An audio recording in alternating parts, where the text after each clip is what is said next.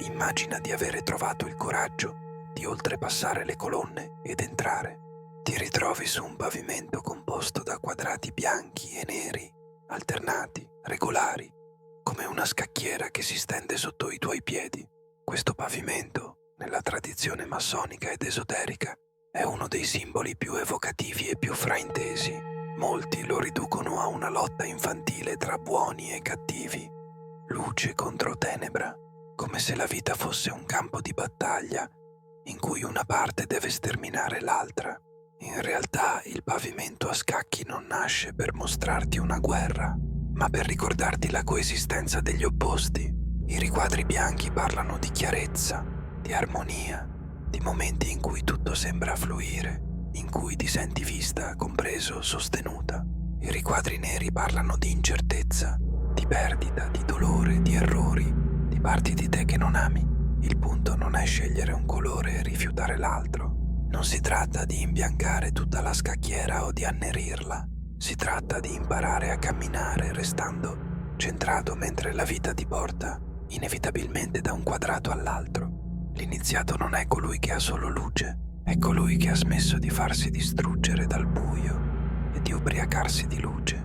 Quando ti trovi su una casella bianca, quando qualcosa va bene, quando senti un riconoscimento, una gioia, un successo, sei capace di viverlo senza sentirti onnipotente, senza usare quel momento per alimentare l'ego, senza credere che da ora in poi sarà tutto facile. Quando ti trovi su una casella nera, quando qualcosa va storto, quando perdi, quando sbagli, sei capace di soffrire senza crollare totalmente, senza trasformare quell'evento in una condanna eterna, senza raccontarti che tutto è finito. Il pavimento a scacchi ti pone una domanda precisa.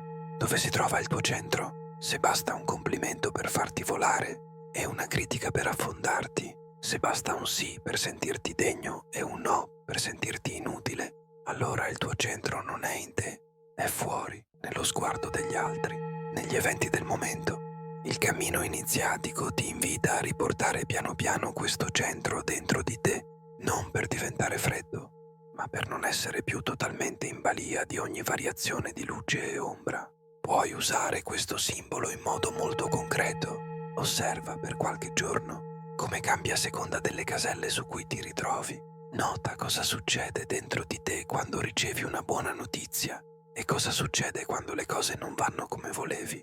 Guarda come parla la tua mente, come reagisce il tuo corpo, che storie cominci a raccontarti su di te. Non si tratta di giudicarti, si tratta di prendere misura di quanto sei ancora trascinato da quella scacchiera. Il pavimento bianco e nero rappresenta anche la natura ambivalente di ogni cosa. Niente è solo luce o solo ombra. Ogni gesto, ogni relazione, ogni scelta contiene una possibilità di aiuto e una di danno. Un potere può diventare servizio o dominio. Una parola può curare o ferire. Una relazione può elevare o distruggere. L'iniziazione non ti separa dal mondo, ti chiede di viverlo con più lucidità. Quando ti accorgi di essere in una casella nera, invece di disperarti puoi chiederti che occasione di crescita nasconde quella situazione, che pezzo della tua ombra sta emergendo. Quando ti trovi su una casella bianca, invece di aggrapparti con paura all'idea che finisca, puoi usarla per ringraziare, per consolidare ciò che hai imparato, per condividere senza arroganza. Il pavimento a scacchi è una palestra continua per il tuo centro. Ogni casella è un test, ogni alternanza è un invito a non identificarti completamente né con la luce del momento, né con il buio del momento. Il vero cammino non ti promette un pavimento uniforme, ti insegna a camminare senza smarrirti e ogni volta che ti senti sbilanciato, distrutto da un problema o euforico per un successo, puoi ricordarti questa immagine. Tu non sei solo la casella sotto i tuoi piedi, sei anche il passo che fai, il modo in cui attraversi la scacchiera. È lì che si misura il tuo centro.